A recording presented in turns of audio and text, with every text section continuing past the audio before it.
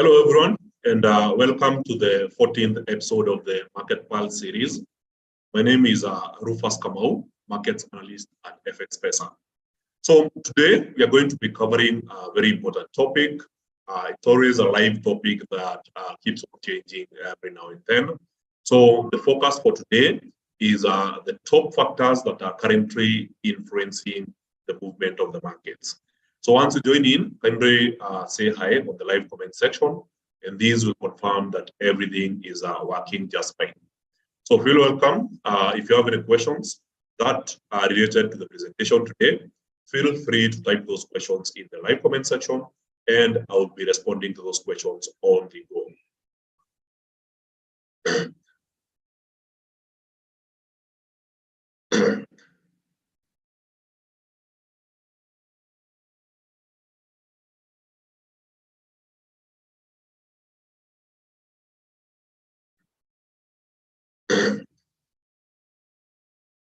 So apologies, I have a small flu today. It's kind of messing up with my voice, but hopefully I will be able to recover soon. Welcome, Eric, and thank you for joining the session. Always appreciate having you in these sessions. So first of all, let us look at what's currently happening in the markets, or basically a good summary of how the markets are responding. And once we are through with this, then we can proceed with the factors that are currently influencing the markets. Hello, Haron. Can you give us a summary of, on gold? Definitely, we'll be focusing on that as we progress. Hello, Marcy. Welcome to the session. Is Audic card on your checklist? Thank you, Maurice, for the question. I'll be checking on that. Thank you, guys. Keep the questions coming. I'll be responding as we progress. So,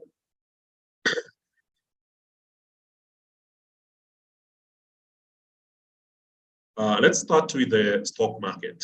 And in this case, I'm talking about the US stock market. Basically, the top 500 companies or the companies that are included in the S&P 500 index. So since the beginning of the year, this is a literary summary of what has been happening in the S&P 500.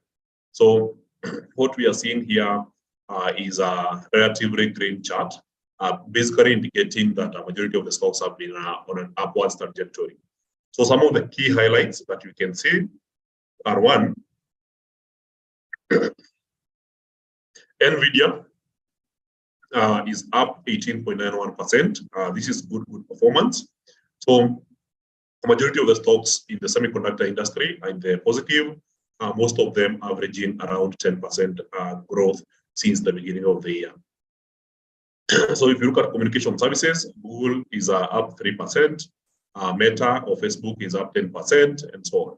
So if you move to entertainment, Disney has a good performance with 14%, with Warner Bros. Taking the key highlight, having moved 32.81%, and this is since the first day of trading of this year.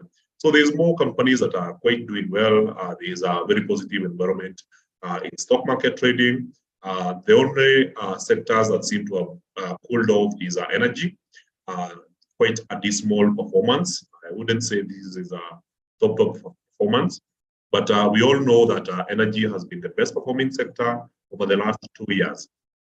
So energy was the big winner in 2022 as well as 2021.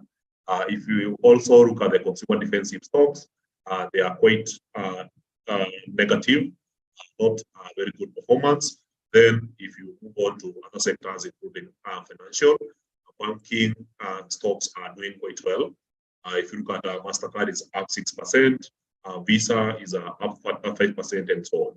So that's basically a brief summary of what has been happening in stocks since the beginning of the year, and this is the third week of trading. So when you move over and get to the Forex market, for the last 1 month, we have a quick summary here. One of the top performing assets includes gold, which is up 0.78%. Crude oil, WTI, this is a US crude oil or West Texas Intermediate. It's up 1.09%. Bitcoin is also up 0.49%, whereas most of these currency pairs have been on a losing streak. So USDN down 0.34%, Audi USD down 0.65%, New Zealand USD 0.89% down, Pound Yen 0.12%, with Euro USD gaining a paltry 0.21%, and also Pound USD gaining 0.23%. So the key takeaway here is that the dollar has been quite strong, strengthening mostly against the New Zealand dollar. That's why we have the negative performance. Strengthening against the Australian dollar, strengthening against the yen, but also losing against the pound as well as the Euro USD. So in terms of Forex performance, when we consider the dollar as the baseline, then you would compare with these other currency pairs and see how they have performed. So the best performing currency so far has been the UK pound, which is up 2.36% year to date. So the yen has also been quite strong against the dollar, up 2.08%. The Australian dollar 1.21, the euro 1.09, Swiss franc 0.92, New Zealand dollar 0.62, and Canadian dollar 0.48. So not to be confused, the previous reading was for 1 month, and 1 month basically dates back to the same date last month. However, if you look at the performance year to date, in this case, this is since the first day of trading this year, which was basically the 3rd of January 2023. So clearly, all these currency pairs have gained against the dollar, basically indicating the weakness of the dollar, whereas on the other far side, we have the strongest currency being the UK pound. So with that summary, you can also look at the charts and see what has been happening. So in the charts, I would like to begin with the US dollar index. So the dollar index started here at 103.638, started on a bull run on the very first week of trading this year. Then we saw the dollar index gaining and going higher and higher up until it got to 105.384. So since then, a very sharp drop here, and then a continued drop last week, and this week has majorly been trading sideways. So today being the 4th day of the week, you can see it's a relatively sideways momentum with some volatility here and there, up and down, but still maintaining a sideways momentum. So currently, the dollar index is trading at 101.9, down from 103.6, which was the price at the beginning of the year. So it's clear the dollar index is always the benchmark, measuring the strength of the dollar. So when it's down, it's basically indicating a weakness of the dollar. So with that in mind, now I think it's time we focus on what has been moving the markets, what has been the major trends with the central banks. Once we understand all that, it will be easier for me and you to craft a way forward and identify trading opportunities in the markets. So, as mentioned, if you have any questions related to these, feel free to type those questions in the live comment section, and I'll be responding to those questions on the go. Hello, Ngara Karaoke. Hello, Charles. Thank you, guys. Hello, Cloud7. Thank you for joining the session. So let's get this started. So in summary, when you look at last year, and I'm talking about the dollar, we know that the Fed was very aggressive, raised rates by around 425 basis points over the entire year, basically moving the interest rates from 0.25% up to 4.5%. So main reason they were doing this is to address the inflation problem, and somehow this seems to be working since the rates peaked in June at 9.1%, and in the most recent reading, we saw inflation in the US drop to 6.5%. So inflation has been the major problem for most of these Western economies, and I'm talking about Canada, US. Also, inflation was a big problem in the Eurozone, the UK, in Switzerland, Australia, New Zealand, but in China as well as Japan, inflation was not such a big problem. So there was no extended or extremely high inflation in China, and Japan was currently fighting deflation for a long period of time. So this is the first time that Japan is starting to see inflation moving towards the positive side. The most recent reading was 4% inflation in the city or province of Tokyo. So make that distinction when we look at the inflation problem. And now we move on to interest rates. So interest rates have been a key tool for major central banks to address the inflation problem. So the biggest move they have been making is to hike interest rates to basically tighten policy, make the currency harder to acquire, and in that case, reduce liquidity in the markets, thereby strengthening the local currency. So in the US, rates moved at 4.50%. By far, this has been the most aggressive central banks in hiking rates. So second in line has been Canada, which hiked interest rates all the way up from 0.5% to 4.25% last year. New Zealand did the same to 4.25%. The UK is lagging behind, but it's currently at 3.5%. Australia, 3.1%, Euro 2.5%. Switzerland, they had negative interest rates, so they turned these positive and later hiked to 1.0%. So for Japan, it has maintained the same policy with negative interest rates, currently at negative 0.1, and this has been the same for the last couple of years. So when you talk of interest rates, and interest rates seems to be moving up, then it's very important you understand the effect of this. So with higher interest rates, the very simple understanding of this is that the cost of loans also goes higher. So if the interest rates from the central bank are really low, also the commercial banks will be issuing loans at a much lower interest rates. So when interest rates go down, loans become affordable. The people and also the corporations within the economy tend to borrow more and use this money either to spend or to invest. And these basically creates the necessary conditions for the stock markets to rally. So you see business growth doing very well when there's low interest rates. However, when interest rates go higher, the cost of finance goes up. This varies from basically spans personal loans, business loans, mortgages. These are housing loans. They become more expensive, and the uptake of these products tends to go lower. There is lower circulation of money, and in that case, the currency starts to strengthen. So the entire of last year, when the US was raising interest rates, the dollar was very strong. We saw it strengthening against the shilling, moving from around 100 shillings per dollar all the way up to the current level of around $124 shillings per dollar. So the same case was happening against other currencies. So the dollar remained strong. It was a pretty obvious trade. So case in point, if I was to do a direct illustration here, you would see that the most aggressive one was the USD JPY currency pair, which managed to rally for the better part of the year.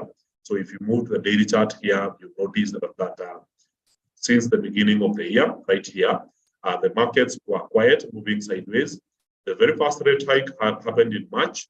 And then since then, you can see the continued strength of the dollar against the Japanese yen. So at one point, you can see that the difference between the dollar and the JPY gained by that 2.27%. So this was quite massive before the Bank of Japan started intervening. The currency markets and the Japanese yen started recovering, eventually erasing 50% of the gains that were made in the earlier parts of the year. So now you can see that these markets tend to correspond to decisions that are made by central banks, especially the interest rates decisions that are made by these central banks. So whenever you're trading a currency pair, you know that there's two economies and two central banks involved. So whenever there's a divergence between the policies of the two economies, then it can cause a lot of volatility in the market, and in that case, give you a directional bias in the market. So in that case, you get to understand that if there's this divergence between central bank A and central bank B, then there is a certain direction that the exchange rate will take, and this gives you directional bias. So it doesn't tell you when to enter and when to exit the markets, but it tells you that if you trade in this direction, then there's a higher probability that you will be having a winning trade. And that is how we tend to process these kind of ideas whenever you are trading the currency markets, following the central bank policies and the decisions they make, including speeches and forward guidance. So if you look at Euro USD, you'll notice that for the entirety of last year and even the previous year, it was basically going down. So from 2020 the euro was continuously losing against the dollar. So if a majority of your trades were on the bearish side or short selling trades, then there's a good chance you had more winning trades than losing trades simply by just following the divergence between the two central banks. So when the euro or the ECB, the European Central Bank, was hiking interest rates, the Fed or the Federal Reserve Bank of the US was much more aggressive. So the small divergence created this particular trend in Euro USD. So same case for Pound USD. If you check this, you notice that it was strongly moving downwards up until we got to this bottom in August. So September, October, we saw the pound slowly recovering against the dollar.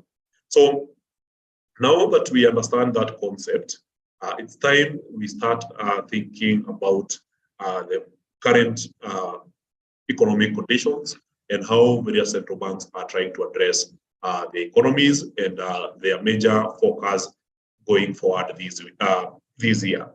So starting with the Federal Reserve Bank of the US, the current rate of inflation is still unreasonably high and very far from the target. Remember, the target is to achieve 2% inflation rate.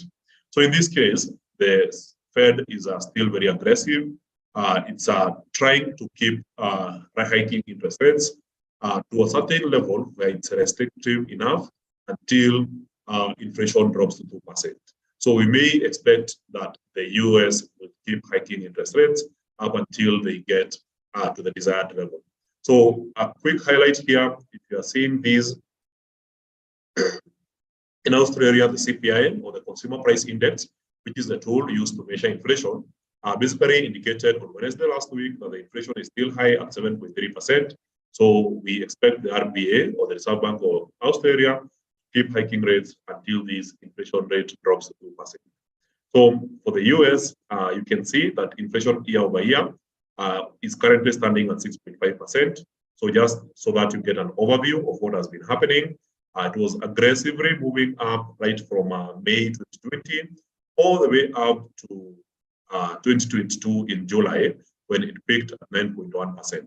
However, once the rate hikes started having an effect on the economy, we have seen reduced inflation month over month, and the most recent data is at 6.5%. So we will be expecting that the Fed will keep on hiking interest rates, and hiking interest rates will basically be making the dollar more scarce. So at some point, we'll see the dollar strengthening. So currently, we are seeing a change in policy where the US was doing 75 basis point hike every month, and they slowed down this to 50 basis point hike, and now there's a potential that they will slow it even further to 0.5 basis point hike. However, a hike is a hike, and it has some effect of strengthening policy. So as interest rates get higher and higher, then we will be expecting the dollar to be strong. So a lot of contention in US dollar traders is whether the Fed will go for a 50 basis point hike or whether it will go for 25 basis point hike. So market participants are currently pricing in a 25 basis point hike. This will push interest rates from 4.5% to 4.25%. And in that case, it will still be a tightening cycle. So we'll be expecting the US dollar to strengthen, whereas the equities will tend to weaken. So when cost of financing is high, then people have less cash. Inflation is still high, so they are spending more money on consumer goods, basically the basics, food, clothing, housing, healthcare, transport, and so on. So the Americans are left with less money to spend on other products. And with that kind of environment, you expect companies to have lower revenues. And in that case, you expect the stock market to weaken. So that's one way of thinking about this. However, you should be aware that the markets are always forward-looking. So whenever there's an oncoming change in policy, the markets will tend to react fast before the policy is implemented. So from the most recent speeches by the Fed Chair Powell, as well as other Fed members, they're discussing a potential of slowing down the rate hikes from 50 basis points, which was the previous one, to 0.25. As I mentioned, a hike is a hike. So we will be expecting the dollar to strengthen and equities to remain weak until when the Fed pivots. So whenever you hear of the word pivoting, it's basically changing direction. So when the Fed eventually addresses the inflation problem and then starts cutting interest rates, then that will be the foundation of a bull run, where we'll be seeing the equity start to move in the right direction, start to gain. And on the other hand, we will also be seeing the dollar starting to weaken. So that's the US. So when you move to the Eurozone, it's a little bit complicated, especially considering that the Eurozone is one economic bloc that covers a couple of countries, I think about 20 countries. So all these countries, they share the same economic policies. They share the same currency. So whenever there's a change in policy, it affects them differently. So very strong economies such as Germany, and which is basically the biggest economy in Europe, when you compare that with a smaller economy such as Malta or even Italy, then you notice that they have different outlays in terms of how the economy performs or responds to monetary conditions. So in this case, if the ECB was to hike rates aggressively, yes, an economy such as Germany would be much more resilient compared to smaller economies that have bigger debts. So the Eurozone or the ECB is not able to be as aggressive as the Federal Reserve Bank of the US. So that explains why we have slower rate hikes in the Eurozone. However, from the most recent data regarding inflation in the Eurozone, we saw inflation is still a big problem. So this happened earlier this week. So try to get this data right here. So I'm looking for the Eurozone inflation. This is Canadian CPI. Yes, this is the UK CPI. You can see inflation is still at 10.5% annually in the UK. And then for the Eurozone, these read at 9.2%. So this is still significantly high. And in fact, it's extremely high. So when inflation is this high, the central bank has a mandate to address the inflation and make it the #1 priority to address. So with interest rates currently standing at 2.5%, the Eurozone or the leaders of the Eurozone, that is the members of the ECB, are considering two options, either to hike rates by 75 basis points or 50 basis points in the next meeting. So whatever choice they take, it will be significantly higher compared to what the US is looking to implement. So if the US does 25 basis point, which is what the market is pricing in, and the euro goes for 50, then you can see that one is more aggressive than the other. So since markets are forward-looking, investors will be looking to buy the euro and then short the dollar, because there will still be more upside in terms of rates in the Eurozone versus the US. So if ECB goes for 75 basis points, that could significantly strengthen the euro against the US dollar.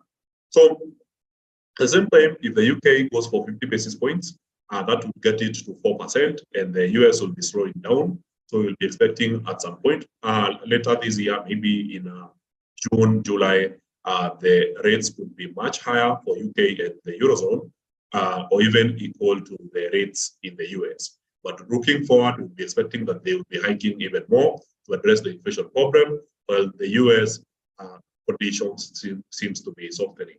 So in this case, I expect the UK pound and the euro to continue being strong, whereas the US dollar to start weakening at some point. So as for now, we might be looking at a strong dollar, but we will be looking at the dollar weakening at later parts of the year, whereas these other currencies will be making a strong recovery against the dollar. So on the other hand, if you look at the macroeconomic perspective, we know China is currently having very good conditions that are typically set to encourage a bull market. So interest rates in China have remained low. They have insisted on retaining rates at a much lower level. And at the same time, they don't have a high inflation. The inflation is around 2%. So in that case, the conditions are premium for stock market activity to boom and rally. So at the same time, we know that the Chinese consumer is pretty strong. They recently removed the COVID-19 restrictions, So we'll be expecting business to boom in China. So when business booms in China, we'll be expecting much lower prices, and this could address, in part, the high inflation problem currently facing the West, and it could help them address the problem and move inflation lower. So at the same time, if you look at oil prices, they have been a major contributor of the high inflation we are seeing. Now the oil prices have really cooled down, so all the gains that we saw last year have already been erased. So if you look at the daily chart, the year has started around, well, let me check.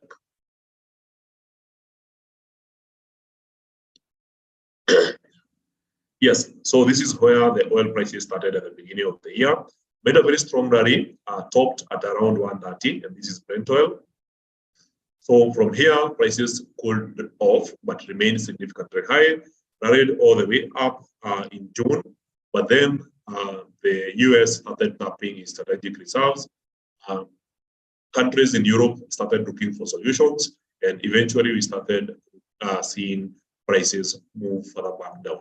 So at the end of the year, and this was December, prices were trading at the same level that they were trading at the beginning of the year. So this year, we started by moving down strongly. So you can see the sharp drop here, and then a rise happened towards the end of December.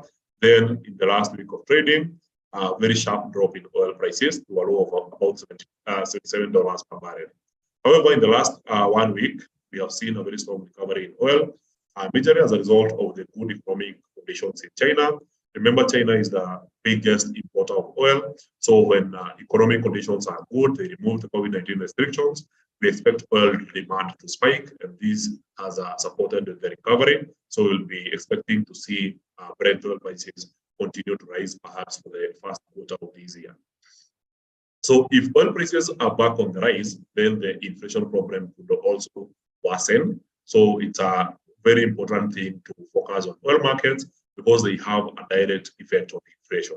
So if oil is very expensive, then you expect other products that have a direct connection with oil, or even an indirect connection with oil, to become pricier, and in that case causes an inflation problem. So this is the outlook for oil. So judging from what the OPEC countries are looking to implement, they want to tighten oil supply further, or basically reduce oil output. And if they keep doing this, then cutting supply when demand is going up, then this could push the prices higher. So at the same time, we have to be aware of the global economic slowdown. The global economy seems to be slowing down since late last year. So if it continues slowing down, then at some point, then the demand of oil could be bad. In that case, oil prices could continue moving down lower. So this particular trend line could be of very much importance trading oil this month. So if it happens to break, then we might be looking for a potential bull run in oil prices. However, if the resistance holds, then there's a good chance we'll be seeing oil prices push further back downwards, and this could create the right opportunities. So going forward, there's a couple of things that we have to be aware of. One, if you are trading currencies, oil is a necessity to study and learn how it impacts the markets. On the other hand, central bank policies are the number one thing that investors are following to basically understand the direction that the economies are taking. So when central banks are making decisions, there's a couple of data that they basically focus on. So we know that they focus on inflation to tell the stability of prices and how prices are changing within the economies, but also they look at the job market. So they try to look at how the economy is expanding and how many jobs are being created each month. And most importantly, since they are trying to address the inflation problem, they are focusing on wage growth. So as long as wage growth is going up, then this basically worsens the inflation problem. So they are looking to implement policies that slow down or decelerate the wage growth, policies that decelerate the housing market. So remember, the housing market was very hot the last 2 years. Housing prices were going up. So if these two start decelerating, then it's an indication that their policies are working well, and they might react to that information. So if wage is decelerating and housing prices are going down, then the central banks may slow down their rate hikes, knowing very well that their policies are having the desired effect. So those are some of the data that the central banks are focusing on. So another data that central banks are focusing on is the economic growth or the gross domestic product. So whenever there is a consecutive quarters that the economy is contracting or you have negative GDP, then in that case, they consider the economy to be in a recession. So central banks have various mandates, not just controlling inflation. They also have a mandate to ensure there is a full employment and at the same time that there is economic growth. So if they slow down growth as a result of their aggressive monetary tightening policies, then if they drive an economy to a recession, it is within their mandate to change their policies and get the economy out of recession. So one of the key things that we noticed last week is that the UK economic data or GDP surprised everyone, came in at a positive despite investors expecting a very small growth of 0.1%. So with this surprise, they averted a recession problem. So now the Bank of England is free to address the current inflation problem. So going forward, I will be expecting a series of hikes. The first central banks meetings will be happening from the 25th of this month, whereas the Fed will be meeting on the 2nd of next month. So just a quick overview here, 25th. This is when we'll be having the CPI data for Australia. So this is where they'll be getting a measure of inflation. Our previous month was 7.3%. So we'll be looking at the new data. And then for the Bank of Canada Monetary Policy Report, this will be happening on 25th. So we'll be seeing whether they'll be hiking interest rates. As you can see, they are slowing down. The expectation in the market is that the hike will be 25 basis points from 4.25% to 4.5%. So for the UK, just trying to find the right date.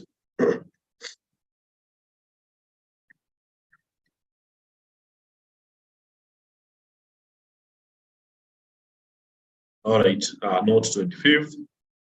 So 25th is Canada. Then on Feb 2nd, this is when we'll be getting the interest rate data from the UK, and then later from the Eurozone. The main refinancing rate is simply another term for interest rates. So for the UK, they basically use the term official bank rate. And then for the US, it will be happening, let me check quickly. So it's still, I think, within the first week of February.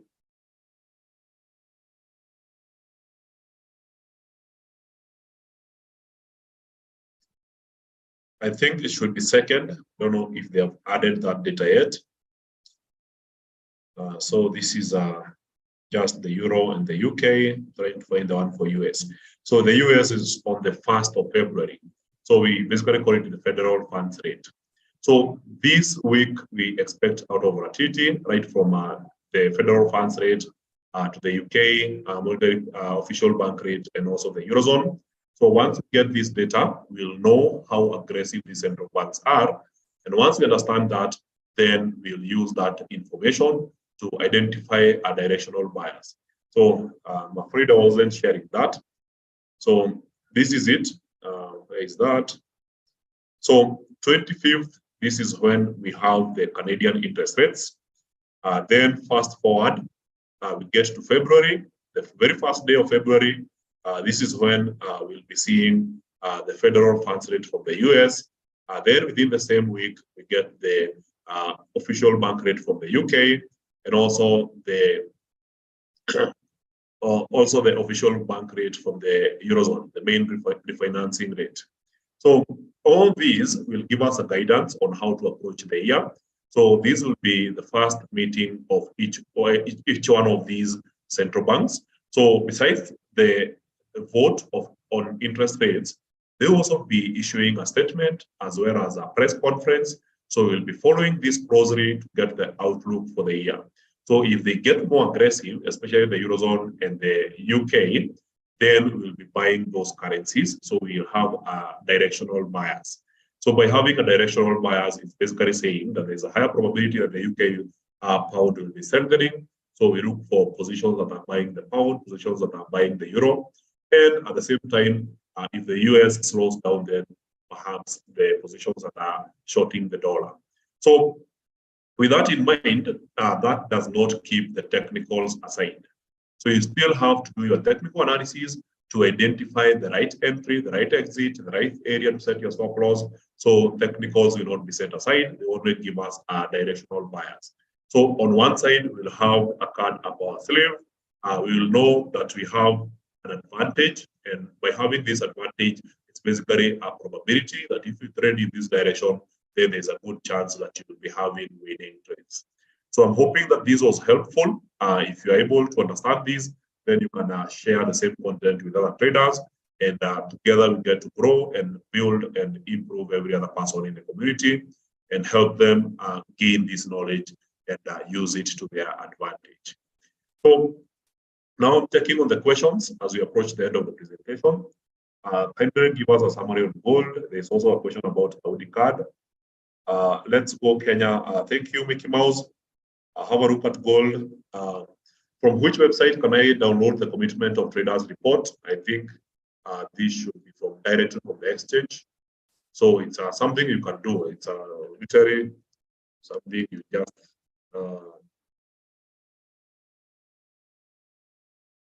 just Google. Some of these questions I don't understand them. Just go to CFTC. Then you can access this data directly. Though you'd have to tally it either in Excel or whatever application yourself. So the other question,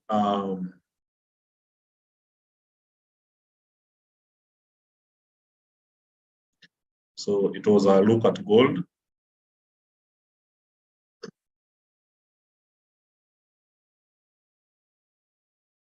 So question about gold, where is gold? So this is what we are seeing in gold since the beginning of the year. So this was the first day of trading in gold, a very strong bull run. Second day, third day, a pullback. Fourth day, fifth day, sixth day, consolidating in a triangle. Broke here, tested the area, then rallied for 2 straight days. Then since then, market pulled back down in a hold like a flag. Broke this area yesterday, rallied to this resistance, pulled back, retested the support. You can see the trend line is now building up. And then after bouncing from this area, has been on a rally today, and we expect this price to continue going up until we get the previous high, or even a completely new leg. So you can see the previous legs. And the leg is the swing from this point all the way up to this point. So market consolidates in a flag, breaks, retests, and then potentially another leg. So there's a good chance we could be seeing gold rally to 1950 or even higher. So this is something worth checking. If there's a pullback to the lower trend line, then a potential for another entry. If there's a break of this previous high, last week's high, then potential for a breakout past the upper side. So this is my analysis of gold. Very nice patterns that you need to be aware of. So first pattern here was a triangle, what looks like a pennant. It's a type of a flag where the two trend lines are approaching each other in form of a triangle. So upon the break, then you trade them in that direction. So this was a clean flag, clean break, retest, and then continuation. So we expect this leg to continue going upwards. So it's a book pattern, it's a technical pattern. If you go for any of those books covering technical analysis, they will basically describe these swings very well, and they are very easy to understand and identify. So short term, or in the next couple of hours, the target is 1928, but longer term, maybe for the rest of the week, we could be seeing gold rally to 1950, and perhaps 2000 is still on the books. So there's still a lot of uncertainty happening in the market, which is driving gold prices higher. So also it's important to know that there's currently a gold rush among central banks. So a lot of major central banks, including the Central Bank of Russia, China, and the US, are also buying a lot of gold. So the demand is really crazy, and we could see prices skyrocket to 1950 and potentially 2000.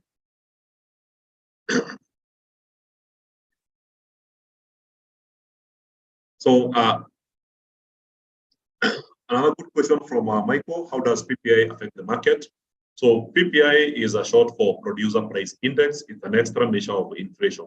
So you want to gauge or weigh the changes in prices at all levels in the market. So when we look at the CPI, that is the Consumer Price Index. So that's the price that the consumers are getting, but also you need to know the prices that the producers are getting. So it's also an extra measure of prices at the producer level to try and understand the trends and developments in prices. So the central banks will use this producer price inflation data to understand how prices are moving and develop an expectation of where prices will be next month. So if PPI is going up, then the Fed or the central bank would get a little bit more aggressive to address the problem before it gets even worse. So can your trading account be hacked, especially when it's a bit massive? We have a one direction policy where if you deposit to your trading account, let's say using your bank, then the only way you can withdraw money from that account is using the same bank. So if somebody hacked your account, they wouldn't be able to steal money from you, because the only way they can withdraw would still be using your bank. So you have to be aware of that. At the same time, it's very important that you protect your password, that is your trading password, at all costs, because anyone malicious could get access and execute trades on behalf of you, and that would cause you perhaps potentially massive losses. So your funds have to be secure. So you have to secure your password, and don't worry about someone withdrawing money from your account, because the only way they can do that is using the account that you used to deposit.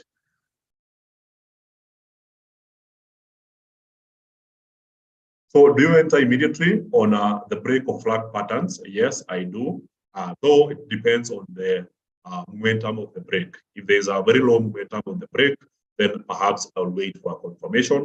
But if it's a straight out break with a lot of long candlesticks, then it's often a signal to enter directly. So what of silver? We need to move in similar direction in gold. Yes, I expect a very strong correlation between that. So the last question I'm answering here will be on Audi card. So there was a question on Audi card. So this is Australian dollar trading against the Canadian dollar. This was not on my radar. So I just want to get a brief overview. I think I saw this in the group, in the Telegram group. Somebody was tracking this particular support here. Also, if you mark the key levels here, this is on the 1 hour chart. This is a key level, the high here, the bottom here versus this bottom. Then we zoom out, try to understand the overall price direction. So clearly, there was a trend line here, was being respected a couple of times. So market went up, down, making a trend line a basis for the value areas. And then price broke this level, dropped all the way down. So basically indicating that that particular trend had come to an end. If you adjust this to the 4-hour chart, then you get another sequence here following this path, where these are the value areas that the market has been bouncing. So if the price manages to break this level, then there's a good chance that it will drop and get to this area on the lower trend line. So if you draw your trend line on the 4-hour chart, then it's clear as day that the market would continue this strong momentum down to this particular trend line, and the target area would be around here, 0.92423 or thereabout. But then, if this area manages to hold and price bounces, then nice target would be around this level. So it's a case of basically observing the price action around the current level and seeing whether there's an impulse of buying or impulse in selling. So the first signal seems to have broken early. So the market didn't quite proceed with that direction. So this is currently a retest.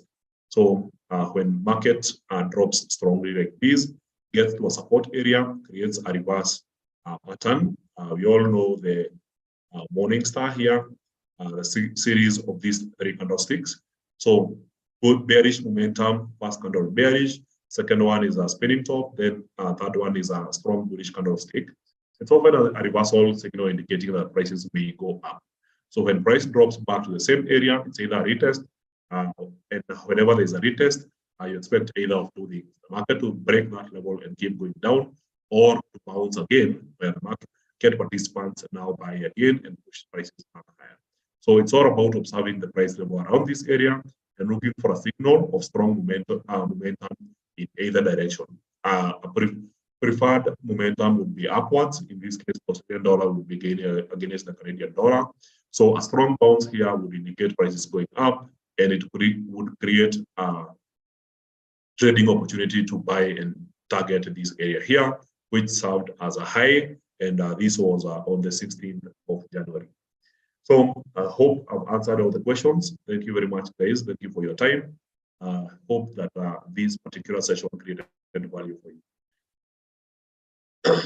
So on gold, I'm wondering why it's not moving in similar direction with indices, US 500, US 30, and US Tech 100. So this was the case as last year. So last year, the overall concept was that the Fed was tightening. So the Fed was the biggest market mover. So when it was tightening, the dollar had become the default safe haven. So I know traditionally we have treated gold as the go-to safe haven asset, but last year it was being treated as a risk asset. So there was a very strong correlation between gold, S&P 500, the Nasdaq, as well as the Dow Jones. However, this year the conditions seems to be changing, and with these changes in the conditions, gold is now being treated as a safe haven because the dollar is now weakening. So the Fed has significantly slowed down the rate hikes. It's no longer as hawkish as it was last year. So in this case, the safer bet might be gold, considering it was on a bear market, so it is still considered to be very cheap. So with this correlation breaking, now we treat gold as a safe haven asset, whereas equities remain as risk assets. So I hope that distinction makes sense.